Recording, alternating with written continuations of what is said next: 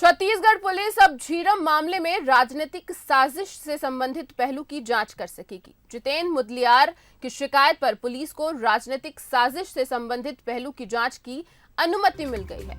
जितेंद्र मुदलियार झीरम घाटी के नक्सली हमले में मारे गए उदय मुदलियार के बेटे हैं। स्पेशल कोर्ट ने दरभा थाने में दर्ज केस पर एएनआई की आपत्ति को खारिज कर दिया है और अब एसआईटी नए सिरे से मामले की जांच कर सकेगी।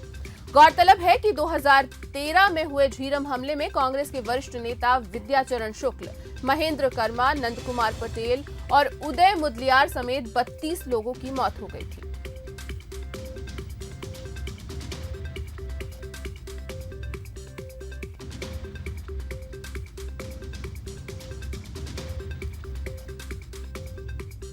तो झीरम मामले में राजनीतिक साजिश की जांच होगी। एनआईए कोर्ट ने इसकी मंजूरी दे दी है।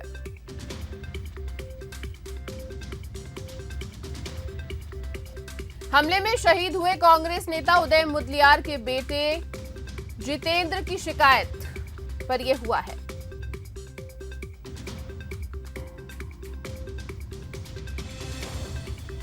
कई नेताओं की हत्या कर दी गई थी, मौत हो गई थी झीरम मामले में। हमले में शहीद हुए कांग्रेस नेता उदय मुदलियार। झीरम घाटी हमले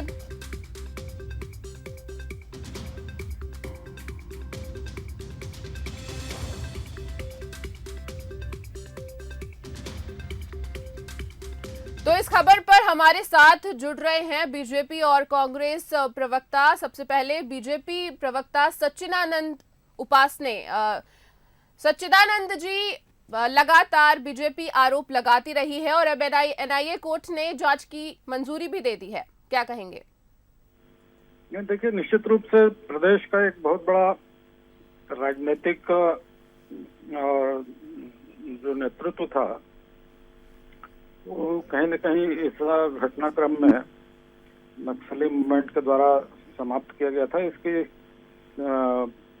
यूपीए सरकार ने भी जो जांच गठित की थी, फिर उस समय भारतीय जनता पार्टी की सरकार ने भी न्यायिक जांच की थी। स्वाभाविक रूप से प्रदेश की जनता इस को जानना चाहती है कि आखिर ये हत्याएं क्यों हुई, क्या कारण था, और उन सभी बातों का खुलासा होना चाहिए। और अच्छी बात है, यदि अनुमति मिली है तो स्वाभाविक रूप से जो प्रमाण तथ्य किसी के पास भी हैं, जो अभी लंबे समय तक सच्चिदानंद जी, आप मानते हैं कि इसमें राजनीतिक साजिश थी और उसकी जांच होनी चाहिए? निश्चित रूप से जांच होनी चाहिए। जांच दूध का दूध पानी का पानी होना चाहिए। जो लोग ये कहते हैं कि प्रमाण हमारे पास हैं, काफी लंबे समय से प्रमाण अपने जेब में रख के घूम रहे हैं, उनको चाहिए कि वो प्रमाण अब इसमें प्रस्तुत करें कि आखिर वो प्रमाण क्या है जो आज तक छुपाए रखे गए थे। कांग्रेस प्रवक्ता अजय साहू जी भी हमारे साथ जुड़े हुए हैं। अजय जी, लगातार कांग्रेस राजनीतिक साजिश का आरोप लगाती रही है और अब हालांकि बीजेपी का कहना है अगर कोई प्रमाण है तो सामने आने चाहिए और जांच होनी चाहिए, क्या कहना है आपका? सबसे पहले तो झीरम की जो घटना हुई थी उसमें हमने अपनी पार्टी के प्रथम पंक्ति की पूरे नेताओं को खोया था। एनआईए जांच, उस समय की यूपीए सरकार ने इसकी घोषणा की थी, एनआईए जांच भी कर रही थी। 2014 में जब से केंद्र में मोदी जी की सरकार आई है, उसके बाद लगातार एनआईए जो है उसकी जो जांच है उसकी रफ्तार धीमी होती गई और तो और न्यायालय में एनआईए ने क्लोजर रिपोर्ट तक दाखिल कर दी। उसके पश्चात में जो उस घटना के जो पीड़ित परिवार थे, उदय मुदलियार जी के सुपुत्र जो है, शहीद उदय मुदलियार जी के सुपुत्र जितेंद्र मुदलियार ने थाने में जा करके शिकायत दर्ज कराई क्योंकि उनको न्याय चाहिए था। जो परिवार पीड़ित है, जिसने अपनों को खोया है। अजय जी, मेरा सवाल है कि अगर कांग्रेस के पास प्रमाण है तो जैसा बीजेपी कह रही कि प्रमाण है तो उसको सामने लाया जाए, तो क्या अगर प्रमाण है तो उसको सामने लाएंगे? क्यों नहीं लाएंगे? जो सच है वो इस प्रदेश की जनता के सामने आना चाहिए।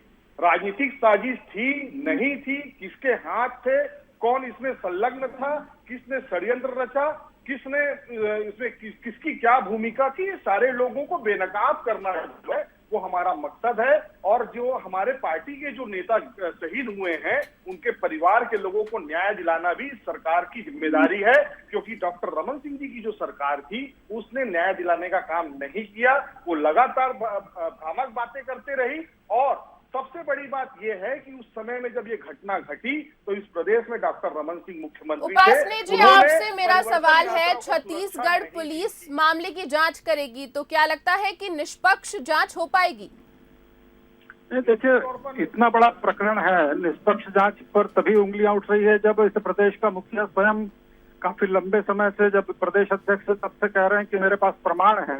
यदि वास्तव में थोड़ी भी मन में होती कि उस प्रमाण के माध्यम से वास्तविकता सामने आ जाए, तो उन प्रमाणों को दो न्यायिक एजेंसियां काम कर रही थी, उनके सामने उसको प्रस्तुत किया जाता तो निश्चित रूप से आज तक वो न्यायिक एजेंसियां उस निष्कर्ष पर पहुंचती कि आखिर ये ठोस प्रमाण है, इस आधार पर जांच करके जो है उसको दूध का दूध पानी का पानी किया जाता है। लेकिन आज तक केवल उस प्रमाण को जेब में लेकर घूम रहे हैं कि कब हमारी सरकार आएगी और कब हम उसको अपनी जांच एजेंसी के सामने प्रस्तुत करेंगे। तो ये विलंब जो हुआ है रमन सिंह जी के कारण नहीं हुआ, ये विलंब हुआ है कांग्रेस पार्टी के कारण कि जिन्होंने स्वयं जो है प्रमाण अपनी जेब में रखकर ढिंढोरा पीटते रहे कि प्रमाण है। तो प्रमाण आखिर जब तक कोर्ट के सामने या न्यायिक जांच एजेंसियों के सामने प्रमाण नहीं आएंगे तब तक उस प्रमाण का क्या मतलब है, उस तथ्यों। अजय जी, आपसे मेरा सवाल है, बिल्कुल उपासने जी ये आरोप लगा रहे हैं। अजय जी, अब क्या छत्तीसगढ़ पुलिस को जांच देने का इंतजार था और अब क्या इस जांच के बाद अब पुलिस को जो प्रमाण है वो दिए जाएंगे? कोमल जी, सबसे पहली चीज ये समझने की आवश्यकता है कि एनआईए सबसे पहले क्लोजर रिपोर्ट दाखिल करती है। जब दूसरा मामला एफआईआर होता है, परिवार जब जाता है थाने में, न्याय की गुहार लगाता है, एफआईआर दर्ज होता है, उसके बाद में एनआईए वापस आती है और कहती है कि ये इस मामले की भी जांच हम करेंगे।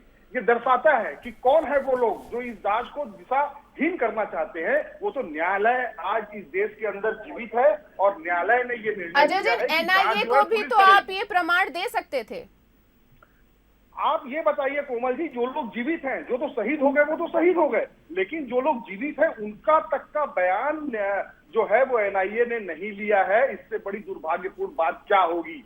किस भरोसे से आप बात करती हैं कि न्याय मिलेगा? जो लोग जीवित हैं, बहुत सारे ऐसे लोग हैं जो उस घटना में जीवित बच गए हैं, उनका बयान एनआईए ने नहीं लिया था। तो 2014 के बाद में जिस तरीके से एनआईए की गतिविधियां रही है, यही कारण है कि जो पीड़ित परिवार है उसको इस प्रदेश के थाने में जाना पड़ा और उसको जाकर के एफआईआर दर्ज करानी पड़ी और न्याय की गुहार लगानी पड़ी। चलिए, बहुत शुक्रिया। तो झीरम का जो मसला है वो लगातार हमेशा से ही राजनीतिक मसला रहा है और अब झीरम मामले की राजनीतिक साजिश के जांच के आदेश दिए गए हैं।